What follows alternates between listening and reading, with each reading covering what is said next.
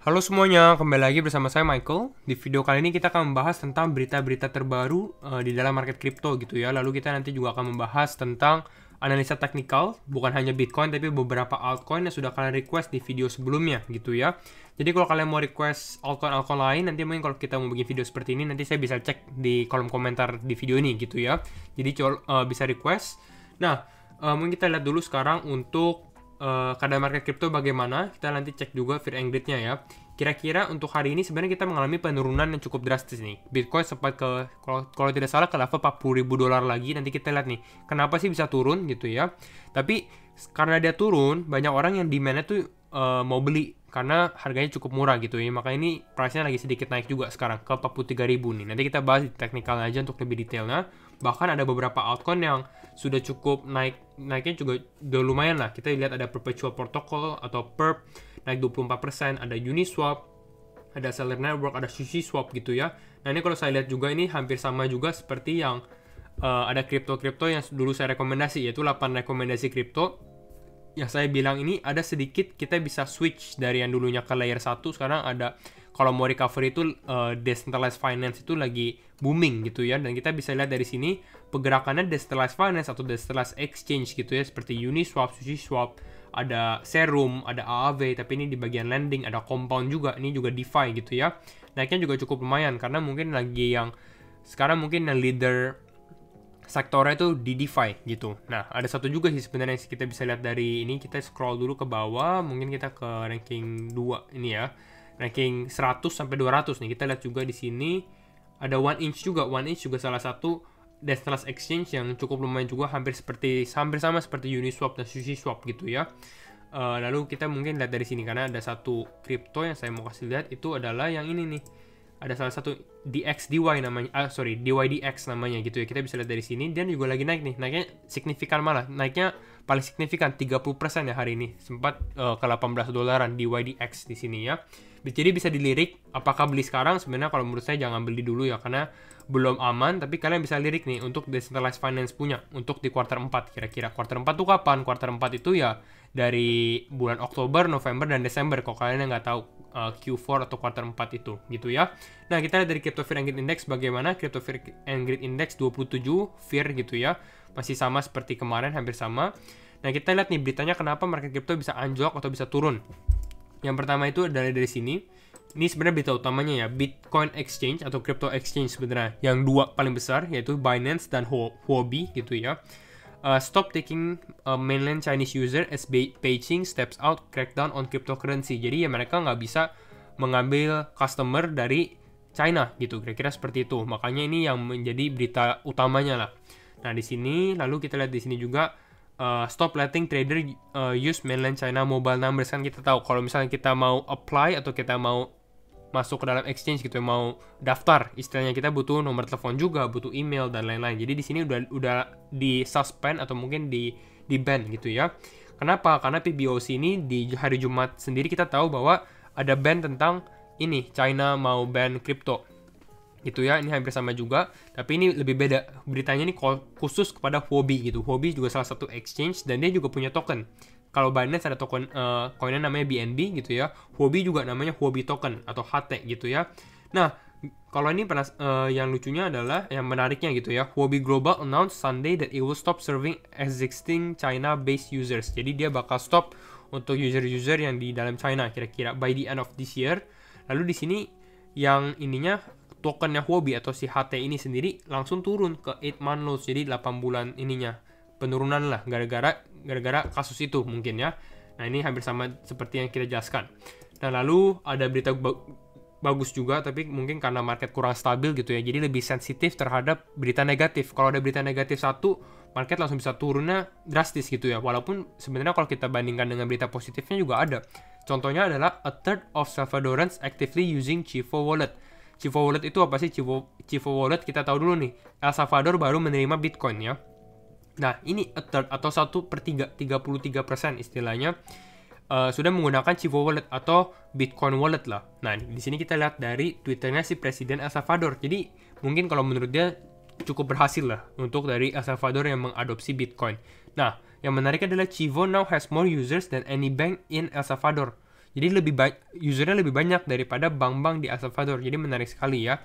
Lalu kita akan membahas tentang ini juga mungkinnya kita lihat dari input-output. Input-output Hong Kong ini adalah bisa dibilang perusahaan yang membawahi Cardano. Dan di sini salah satu partnership yang baru di-announce adalah Cardano berpartner dengan Chainlink. Chainlink itu adalah salah satu decentralized Oracle Networks, cukup under value karena kita harganya masih murah. Nanti kita mungkin bahas technicalnya Chainlink juga ya.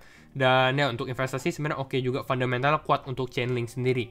Nah mungkin kita langsung masuk aja sekarang ke dalam technicalnya aja ya. Nah yang pertama mungkin kita bahas dari Bitcoin, baru kita bahas ke beberapa altcoin seperti Matic, seperti XRP dan lain-lain. Nah kita mungkin lihat dari time frame 4 jam aja. Kita kalau lihat dari time frame 4 jam sendiri sebenarnya kemarin ini kan kita sempat turun nih. Kita turun di sini, kalau kita zoom di sini ya. Di sini kita turun di tanggal 24 Sep ini hari Jumat, di mana di-announce bahwa PBOC bakal ban atau People Bank of China mengeban crypto gitu. Makanya kita langsung dump turun lagi kan. Nah, tetapi di esok hari, di hari Sabtu nih kita relatif sideways cukup parah juga sih, karena Bitcoin nggak begitu bergerak untuk di hari Sabtu sendiri. Nah, akhirnya dia bergerak walaupun bergeraknya turun ke bawah. Tapi kalau saya sendiri lebih prefer dia melakukan pergerakan sendiri sih daripada dia sideways ya. Dan ini bisa trigger volume, hampir sama juga dengan yang kita perhatikan di sini bahwa setelah Bitcoin turun, kan artinya harganya lebih murah ya. Jadi orang-orang tuh kalau lagi sideways seperti ini, banyak kan nggak mau take action dulu. Wah ternyata kalau turun, harganya murah, mereka baru bisa mau demand-nya tuh di bawah sini gitu. Dan di sini kita lihat bahwa demand-nya cukup kuat sih di daerah 40 ribuan gitu. Nanti kita coba lihat dari time frame daily ya, lebih fokusnya lagi. Karena kita bisa kelihatan shadow-nya. Nah, jadi di sini kita bisa lihat ini seperti terbentuk yang namanya W pattern. Walaupun ini kita lihat nih apakah bisa terjadi atau enggak untuk W pattern-nya sendiri. Kalau misalnya W pattern yang terjadi, kita bisa ukur kira-kira targetnya itu ke berapa sih. Targetnya itu kira-kira sebenarnya dari sini ya, dari neckline-nya ke atas. Berarti kembali lagi ke golden ratio kita, ke 0,618. Di berapa sih golden ratio-nya itu masih di sekitar 45 ribuan. Ini sih tepatnya ya. Nah, 45.400, 45.200-an gitu untuk target kita di Bitcoin. Dan di sini akan menjadi penentuan nih, apakah Bitcoin bisa breakout dari sini atau ternyata kita malah nggak kuat, kita roll over, turun ke bawah lagi dengan ya mungkin dengan pattern head and shoulder kita. Kita lihat dari time frame 1 harinya, di mana kita sedikit ada bilang bahwa ada pattern head and shoulder, di mana di sini ya, head, left shoulder, headnya yang cukup besar, lalu ada right shoulder seperti ini.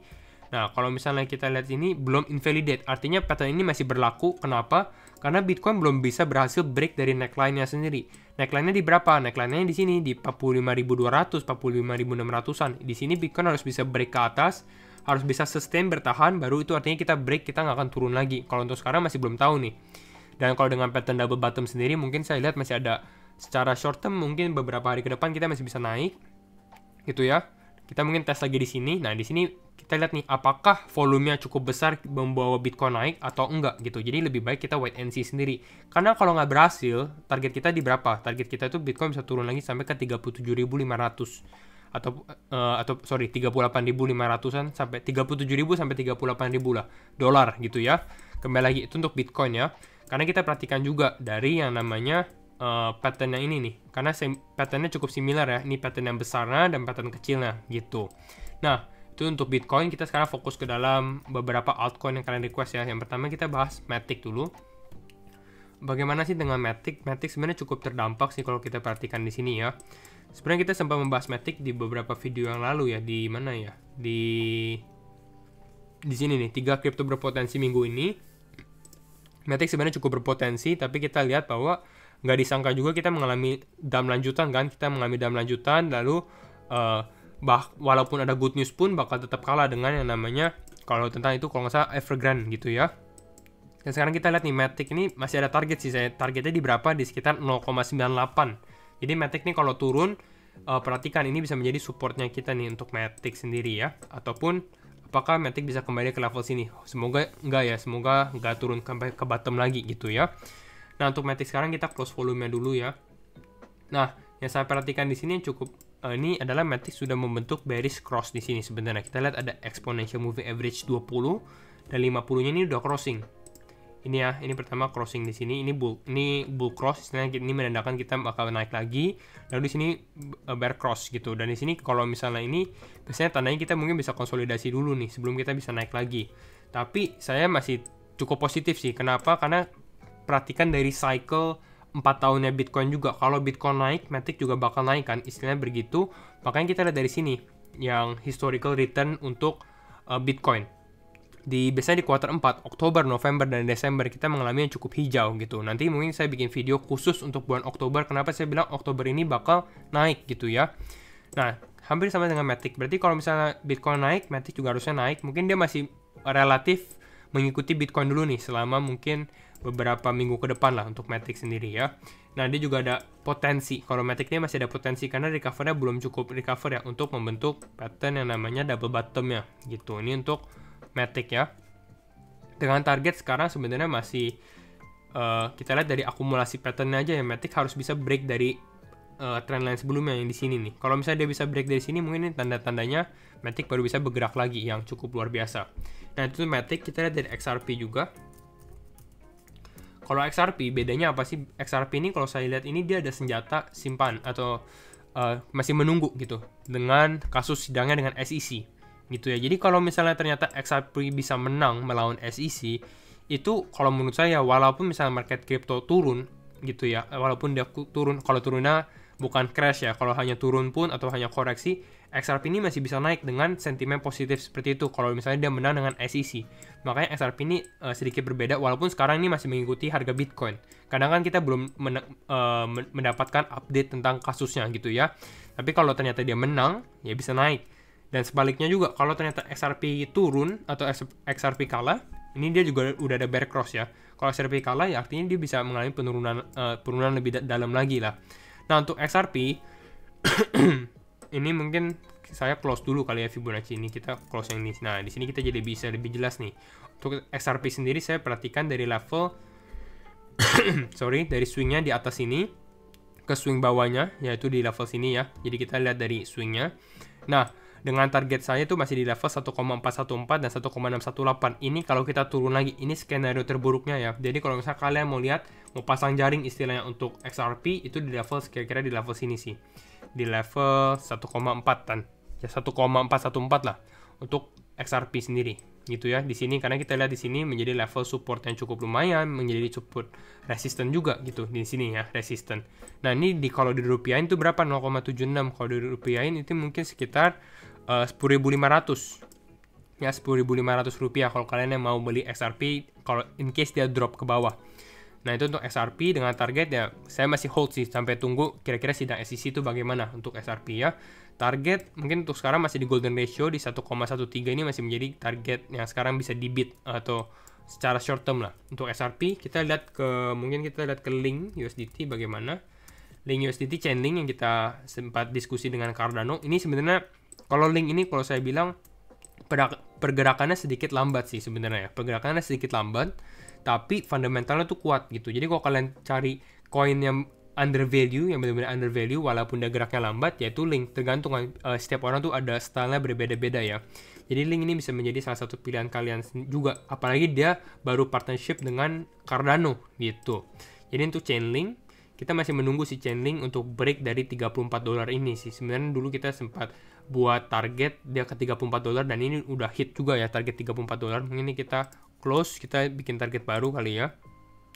Ini ya target baru kita di sekitar 1. Kita ambil dari swingnya juga.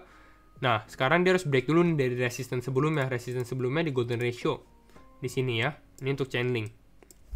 Dia $30 untuk Chainlink untuk resistance sekarang. Kalau dia break, mungkin kita bisa lihat proses recovery lagi. Nah, itu saja video dari saya untuk hari ini kali ya. Kita update soal beberapa altcoins dan juga Bitcoin dan berita-berita terbaru. Jangan lupa like, comment, dan subscribe, share videonya, dan request juga nih koin apa yang kita bisa bahas di next video gitu ya. And thank you untuk udah nonton dan jangan lupa like videonya. Bye-bye.